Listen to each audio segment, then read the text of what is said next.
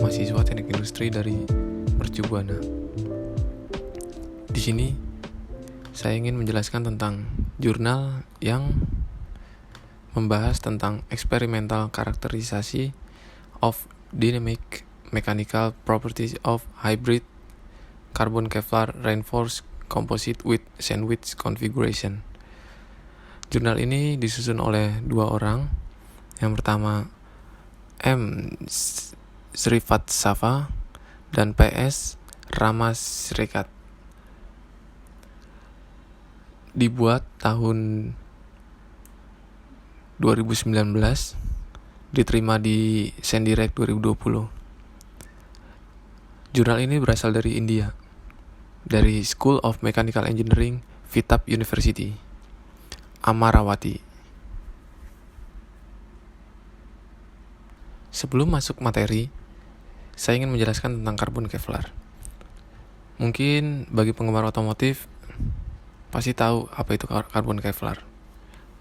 Karena karbon Kevlar banyak digunakan di mobil-mobil terkini seperti Tesla dan masih banyak lagi. Karbon Kevlar pada dasarnya dibuat dari serat fiber berbahan dasar karbon yang tipis yang memiliki kekuatan yang luar biasa, ringan, dan juga fleksibel. Penemunya adalah dua ilmuwan bernama Stephanie Kwolek dan Herbert Blades di tahun 1965. Tidak hanya digunakan di mobil Tesla, karbon Kevlar juga digunakan untuk helm kendaraan, tidak hanya untuk melindungi kepala. Karbon Kevlar juga sangat baik untuk penahanan panas sehingga digunakan untuk knalpot. Karbon Kevlar juga kedap suara, jadi cocok sekali untuk meredam suara dari mesin mobil, mesin motor. Langsung saja sekarang masuk ke dalam materi. Latar belakang dari jurnal ini adalah Kevlar telah menunjukkan sifat redaman yang lebih baik. Konfigurasi sandwich karbon Kevlar karbon dipamerkan sifat viskoelastis yang menunjukkan kegunaannya dengan kulit yang lebih keras dan intinya dengan kemampuan redaman yang lebih tinggi. Konfigurasi tan delta dari sandwich adalah 50%, lebih tinggi daripada komposit serat karbon dan 15% lebih rendah dibandingkan dengan komposit serat hibrid. Ini memungkinkan konfigurasi sandwich dapat mengambil banyak kulitnya dan lebih banyak disipasi energi pada intinya. 2020 Elsevier Limited. Lanjut ke rumusan masalah. Rumusan masalah di sini untuk mengetahui efek frekuensi suhu pada sifat mekanik dari komposit serat yang berbeda. Oke, next ke tujuan. Tujuan dari jurnal ini adalah berfokus pada aplikasi struktural, respon elastis dari penawaran material dengan bentuk pemulihan efek material, sedangkan respon kental memainkan peran penting dalam pendispersian mekanis energi. Sifat mekanis dinamis dari komposit epoksi yang diperkuat serat karbon, Kevlar, hybrid, dan konfigurasi sandwich. Jadi ada 4 yang dibahas di sini. Mungkin teman-teman belum tahu apa artinya komposit sandwich. Komposit sandwich dibuat untuk tujuan efisiensi berat yang optimal namun mempunyai kekuatan dan kekakuan yang tinggi. Banyak varian definisi dari komposit sandwich, tapi faktor utama dari material tersebut adalah core yang ringan sehingga memperkecil berat jenis dari material tersebut serta kekuatan lapisan skin yang memberikan kekuatan pada komposit sandwich. Oke, kita lanjut ke bahan dan metode. Pertama, di sini membahas tentang material.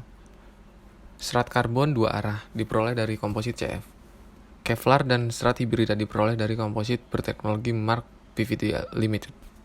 Epoksi LY556 dan hardener HY951 diperoleh dari Singhal Chemical Corporation. Jadi di sini ada beberapa bahan untuk membuat sandwich atau tumpukan-tumpukan dari material tersebut. Lalu masuk ke fabrikasi komposit. Komposit diproduksi menggunakan resin epoksi LY556 sebagai bahan matriks dan hardener HY951 dicampur dengan rasio 10:1. Degassing dilakukan untuk menghilangkan gelembung udara dalam epoksi dalam periode 60 menit. Sebelum pencampuran pengerasan dan kemudian selama 5 menit setelah menambahkan pengeras, rasio serat terhadap epoksi 60:40 adalah dipertahankan untuk pembuatan komposit yang diperkuat serat. Tampilan skematis fabrikasi komposit ditunjukkan pada gambar di atas. Setiap komposit terdiri dari 9 lapisan dengan karbon murni, Kevlar, dan komposit hibrida masing-masing. Untuk konfigurasi sandwich 3 lapis karbon digunakan kulit, sedangkan serat Kevlar digunakan sebagai intinya. Semua komposit dibuat dengan menggunakan teknik peletakan tangan diikuti dengan pencetakan kompresi. Komposit buatan dalam bentuk plat memiliki dimensi 150 x 150 mm. Sampel tes akhir dipotong menjadi dimensi 50 x 10 dengan ketebalan 3 mm untuk DMA. Lalu kita lanjut ke analisis mekanik dinamis atau DMA. Model DMA yang di samping adalah DMA 800 oleh Perkin Elmer. Digunakan untuk karakteristik sampel komposit di bawah mode 3-point bending. Suhu dan sapuan frekuensi dilakukan untuk semua sampel komposit. Sifat mekanik dinamis seperti modulus penyimpanan, modulus rugi, tan delta, sifat dievaluasi. Semua spesimen diuji sesuai standar ASTM 4046. 5 spesimen diuji per kondisi pengujian untuk memastikan pengulangan respons materi. Lalu lanjut ke masih di bahan dan metode. Di sini didapatkan pemindaian suhu dilakukan dari 30 derajat hingga 200 derajat Celcius pada frekuensi konstan 1 Hz dan laju renggangan 0,35 dengan suhu peningkatan 2 derajat Celcius per menit. Lalu ada juga untuk metode pemindaian frekuensi sapu atau frekuensi sweep. Dilakukan mulai dari 1 hingga 15 Hz dengan 3 poin per dekade pada tingkat renggangan 0,35. Sampel dipanaskan dari 30 derajat Celcius hingga 200 derajat Celcius dengan suhu peningkatan 5 derajat Celcius per menit. Lalu didapatkan hasil dan diskusinya sebagai berikut. Pertama, untuk pemindaian suhu. Dari gambar 3A sampai 3C menunjukkan penyimpangan kehilangan tan delta untuk semua komposit. Gambar 3A menunjukkan bahwa karbon memiliki modulus penyimpanan lebih tinggi, yang menunjukkan bahwa bahan tersebut memiliki kapasitas dan menyerap tekan beban, dan bahan memiliki sifat elastis yang lebih tinggi dari komponen-komponen yang lain, seperti hybrid. Untuk yang hybrid, sandwich, karbon, Kevlar. Itu juga mengamati bahwa seiring kenaikan suhu material sedang mengalami deformasi dari keadaan padat ke keadaan viskoelastik dari 60 derajat Celcius ke 125 derajat Celcius. Untuk komposit berbeda. Setelah 125 derajat Celcius, komposit berperilaku murni alami kental. Suhu transisi gelas dari tan delta tercantum di bawah. Dari nilai puncak tan delta gambar 3C. Ditunjukkan karbon nilai terkecil dan hibrida menunjukkan nilai tertinggi. Lebih tinggi nilai tan delta menunjukkan pembuatan energi semakin banyak, nilai tan delta menunjukkan disipasi energi yang lebih rendah. Oke, lanjut ke tetap masih di hasil, tetapi lewat pemindaian frekuensi sapu.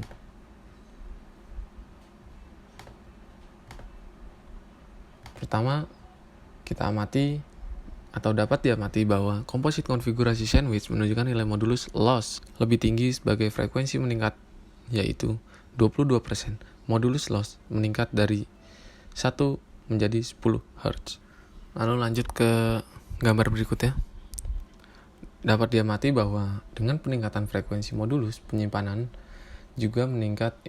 Ini disebabkan oleh meningkatkan kecepatan molekul. Jadi penyimpanan juga meningkat. Itu disebabkan oleh meningkatnya kecepatan molekul. Lanjut ke gambar berikutnya.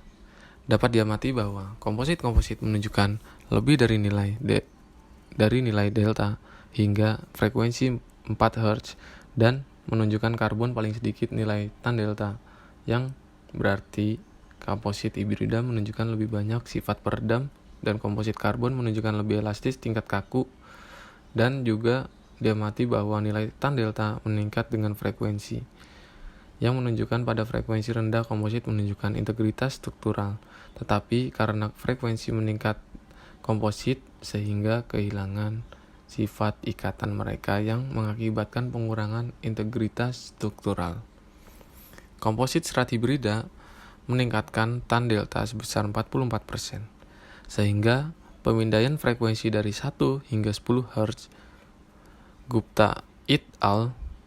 menemukan bahwa nilai tan delta komposit hybrid atau RAMI adalah 0,27 yang lebih tinggi dari nilai tan delta karbon pada 1 Hz, yaitu 0,22. Lalu ke kesimpulan, efek frekuensi suhu pada sifat mekanik dari komposit serat yang berbeda. Frekuensi memainkan peran penting dalam sifat kental material, tan delta, penyimpanan modulus, kehilangan modulus. Komposit meningkat secara bertahap dengan peningkatan frekuensi sandwich, dan komposit serat hibrida menunjukkan sifat redaman yang unggul pada frekuensi yang lebih tinggi. Sementara karbon telah menunjukkan suhu transisi gelas yang lebih tinggi dan nilai tan delta lebih rendah yang cocok untuk bahan kulit.